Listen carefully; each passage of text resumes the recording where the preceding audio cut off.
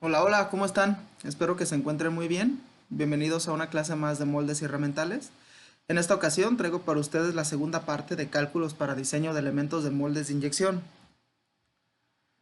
Bien, la clase pasada hablábamos acerca de algunos elementos como el bebedero y el anillo centrador, el sistema de distribución y los puntos de inyección. En esta ocasión hablaremos acerca del sistema de ventilación, el diseño del sistema de expulsión y el diseño del sistema de enfriamiento para el molde. Muy bien, sistema de ventilación. Las ranuras de venteo de un molde de inyección son las vías de escape del aire contenido en las cavidades y de los gases generados por el calentamiento del material. La ubicación de estos canales está determinada por un cuidadoso análisis del comportamiento de los frentes de llenado a lo largo del sistema de distribución y de las cavidades del molde. En esta imagen podemos apreciar, ¿dónde está mi cursor? Aquí está.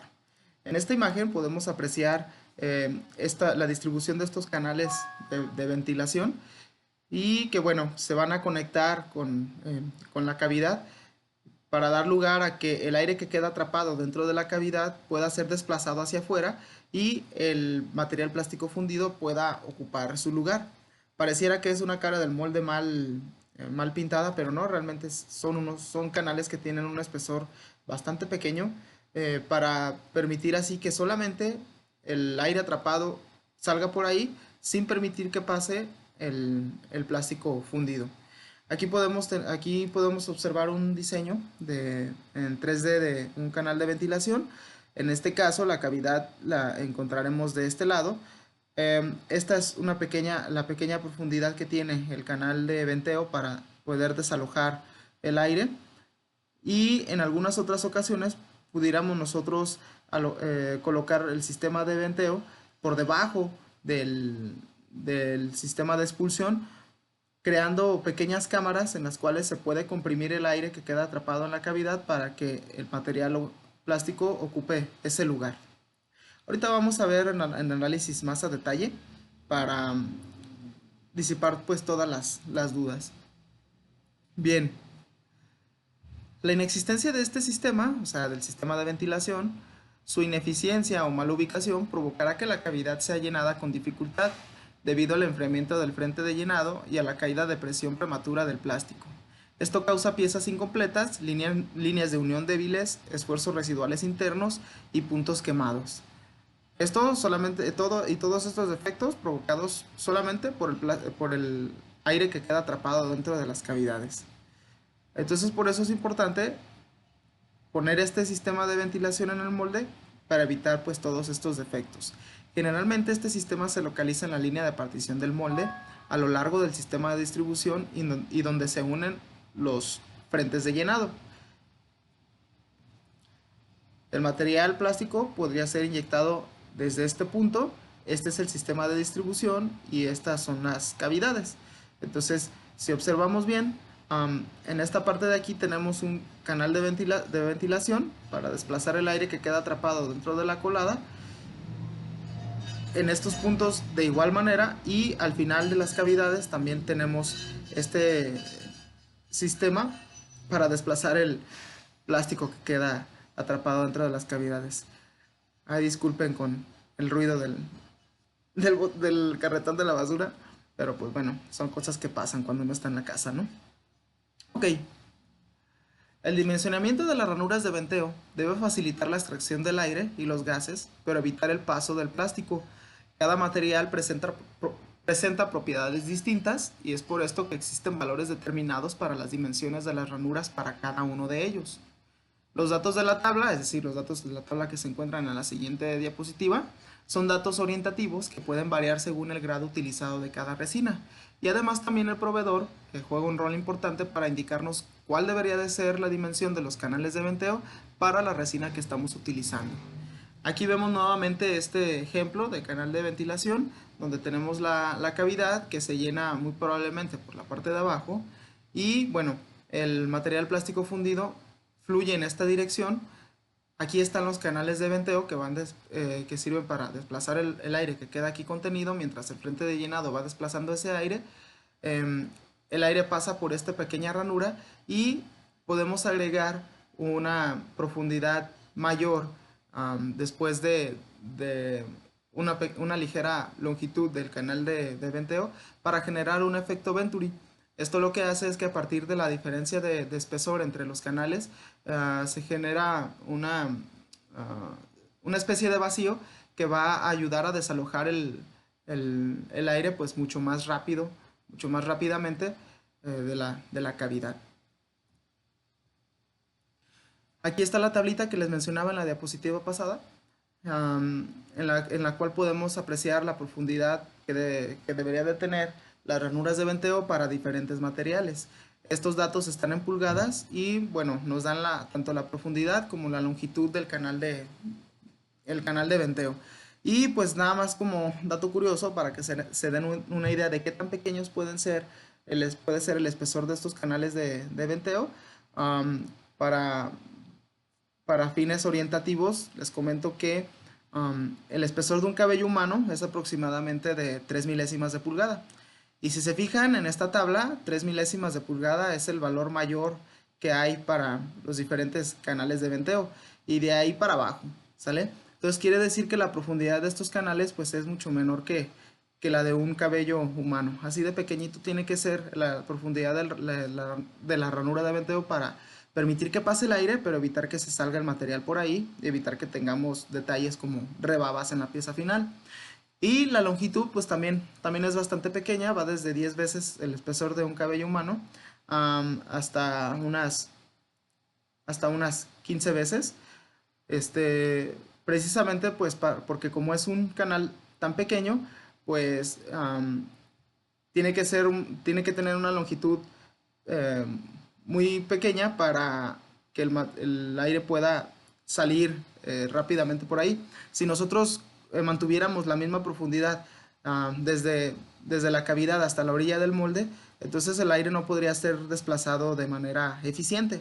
Es por eso que necesitamos agregar este espacio aquí, esta profundidad mayor aquí, para que el aire pueda ser desplazado de manera más eficiente. Entonces, A va a ser este valor que tenemos aquí y B, en esta imagen, o sea, la longitud del canal de venteo, va a ser este valor que tenemos acá. Mientras que el espesor D, pues va a ser la continuación hasta la orilla del molde.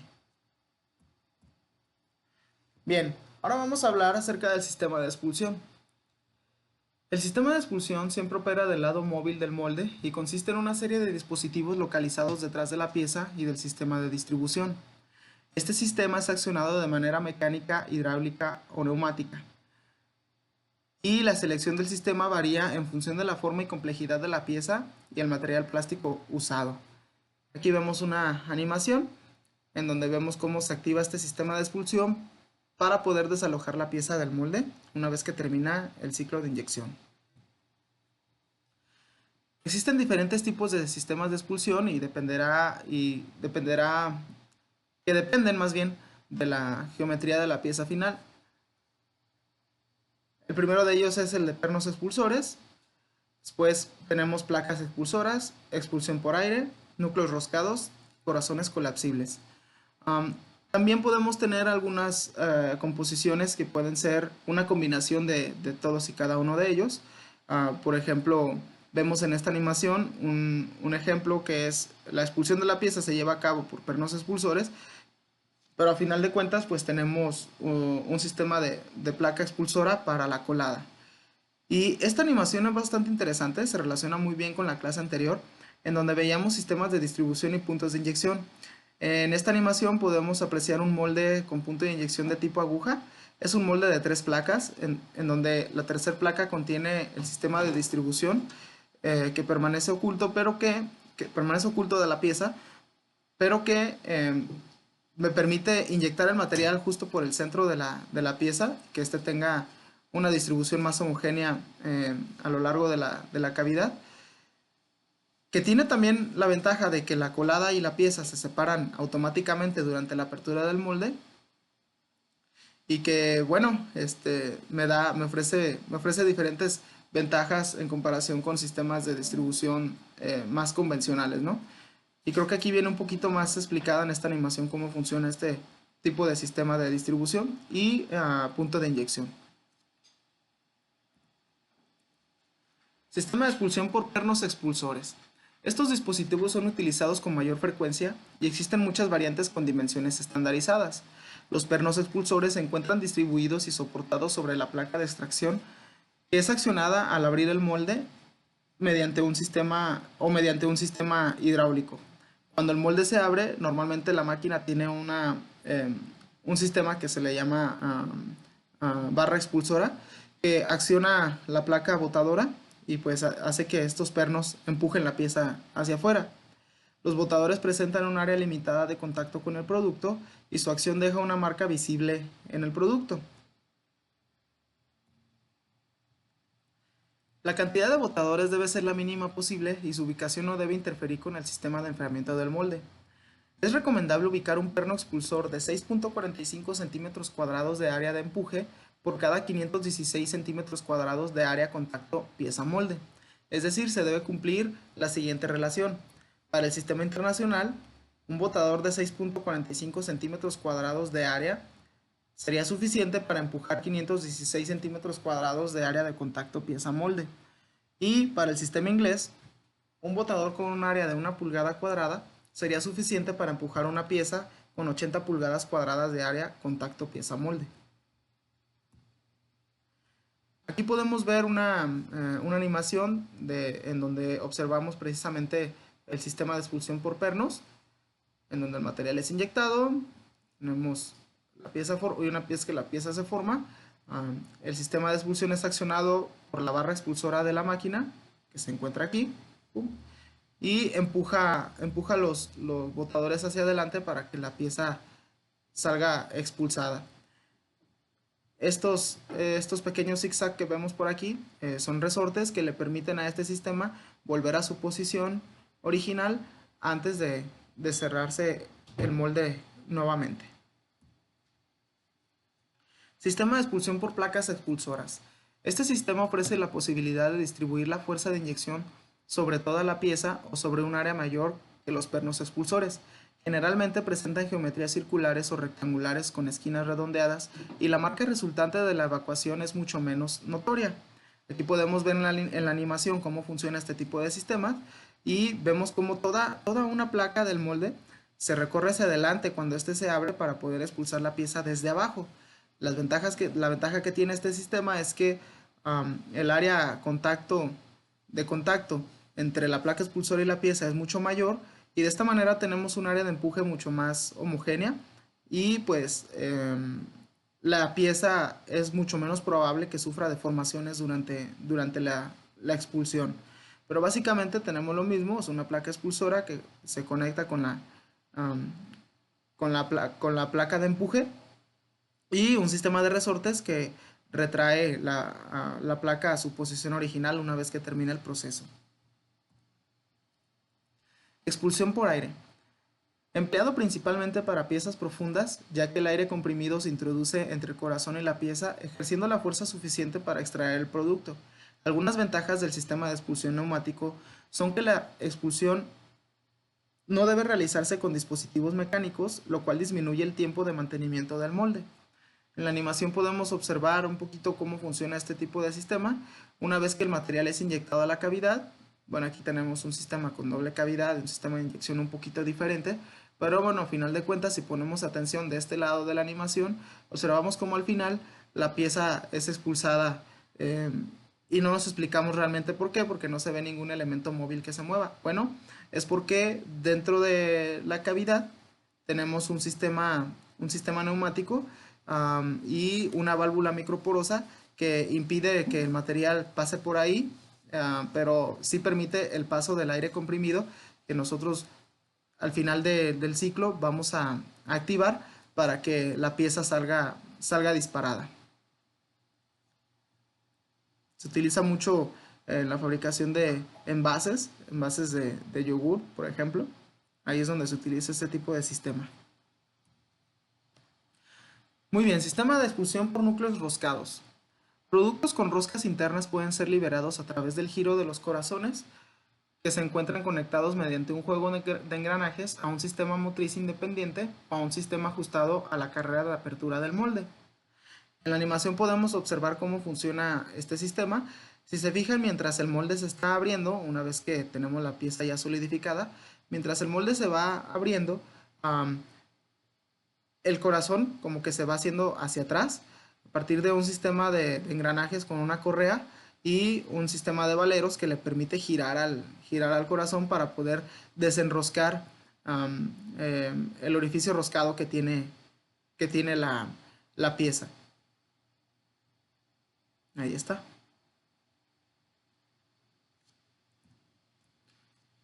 Muy bien.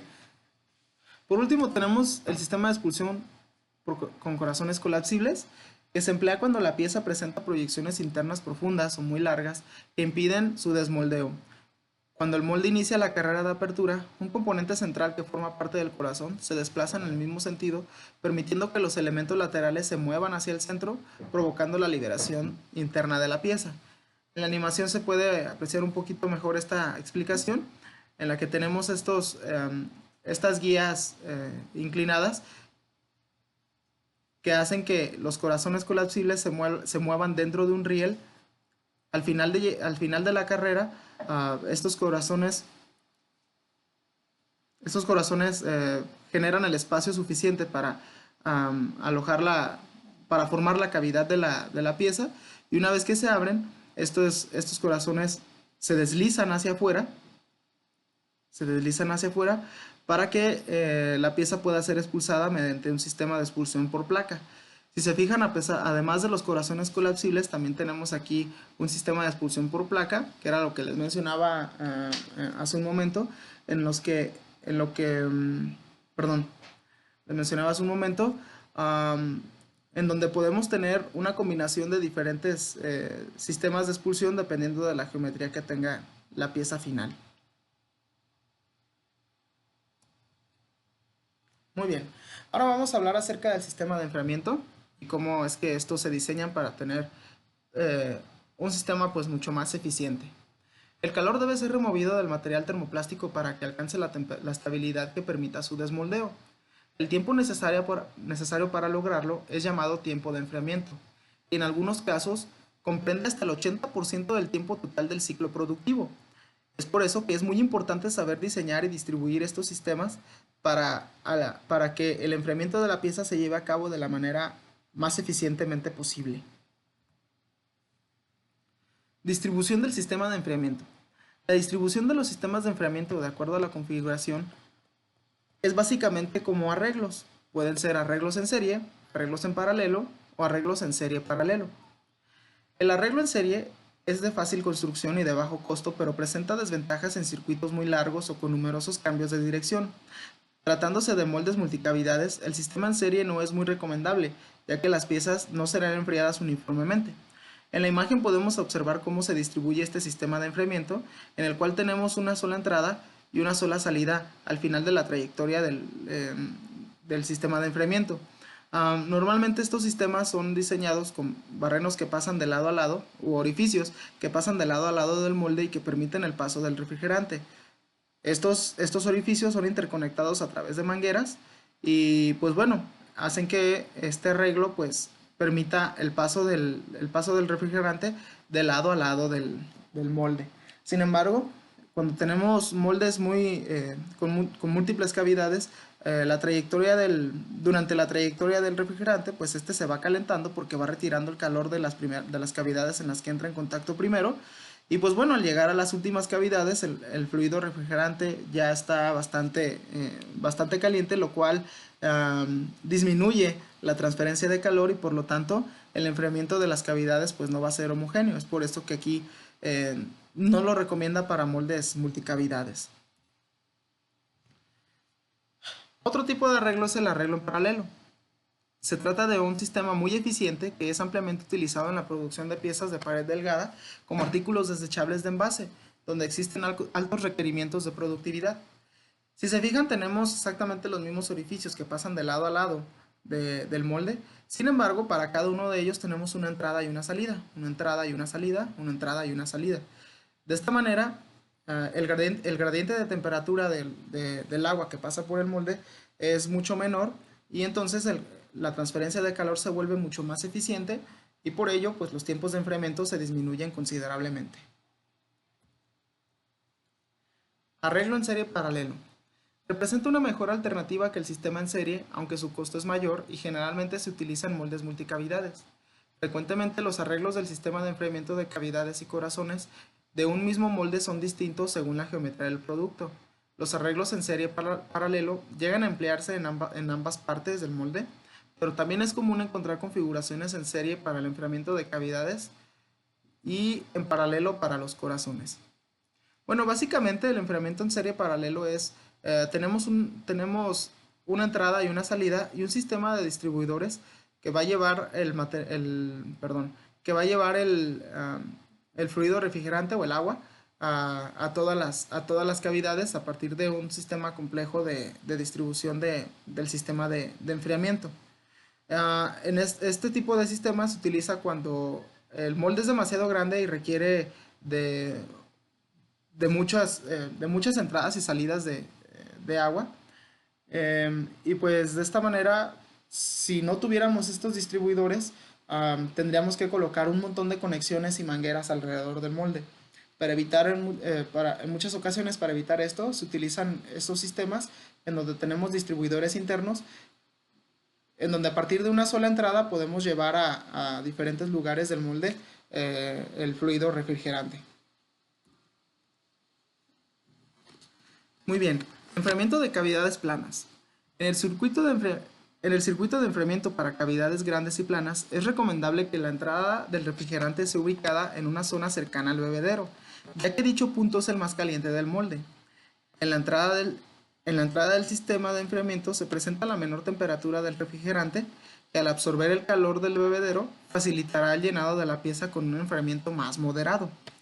Aquí podemos apreciar estos ejemplos en donde la entrada del agua está al centro del molde, que es donde tenemos la mayor temperatura del material plástico fundido. De esta forma, pues se favorece la transferencia de calor aquí, y conforme el fluido refrigerante va avanzando, este pues se va calentando. Y obviamente a las orillas de la cavidad, en las orillas de la cavidad, el frente de llenado es mucho más frío, por lo que un gradiente de temperatura mayor ahí, en esa zona, provocaría el enfriamiento prematuro del frente de llenado, y con esto pues obtendríamos piezas incompletas, ¿no? Entonces es por eso que este tipo de sistemas de enfriamiento para piezas muy grandes y planas es recomendable comenzarlo al centro. Y aquí tenemos algunos otros ejemplos, como por ejemplo el arreglo de entradas contrapuestas, en donde también tenemos las entradas al centro, pero en lugar de tener divisores dentro del molde para dividir el flujo, pues tenemos básicamente arreglos diferentes de sistemas de distribución que nunca se encuentran, pero que sin embargo están lo suficientemente cerca del centro para comenzar el enfriamiento desde ahí hacia afuera. También tenemos el enfriamiento en espiral en el caso de piezas circulares muy grandes, en donde la entrada del fluido refrigerante nuevamente se encuentra al centro, y tenemos este arreglo en espiral en donde el fluido va hacia afuera en este sentido, haciendo como una especie de caracol. Este sistema se utiliza mucho en moldes, por ejemplo, para platos taqueros, en moldes de cucharas y tenedores desechables, en los que, bueno, necesitamos un enfriamiento eficiente de la pieza, pero cuidando mucho que nuestra cavidad se llene por completo. Bien, por último tenemos el enfriamiento de productos profundos, y la técnica para enfriar corazones para piezas profundas puede variar según las dimensiones de los productos. Si se trata de partes delgadas y profundas, pueden emplearse diversos elementos que controlan la dirección del flujo. Aquí tenemos algunos ejemplos en la imagen en donde podemos utilizar un inserto de elevada transmisión térmica. Tenemos un canal de enfriamiento que está por debajo por debajo del corazón. Aquí es donde se forma la pieza, en esta parte de aquí. Y tenemos este elemento de elevada transmisión térmica que nos va a permitir retirar del molde el calor de manera más eficiente, sin que el sistema de enfriamiento tenga que cruzar por aquí.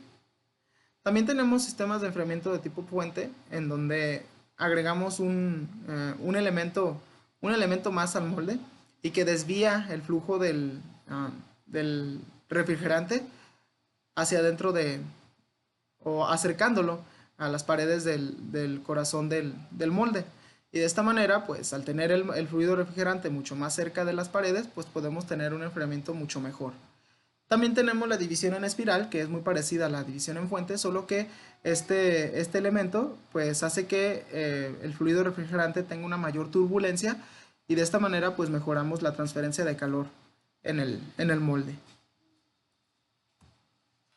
Bien, aquí terminamos la segunda parte de los cálculos para diseño de elementos de moldes de inyección. Muchas gracias por su atención. Les dejo la bibliografía y la actividad en la plataforma. Pero antes de despedirme, sí quisiera explicarles un poquito la actividad para que no vayan a decir que a Chuchita la bolsearon.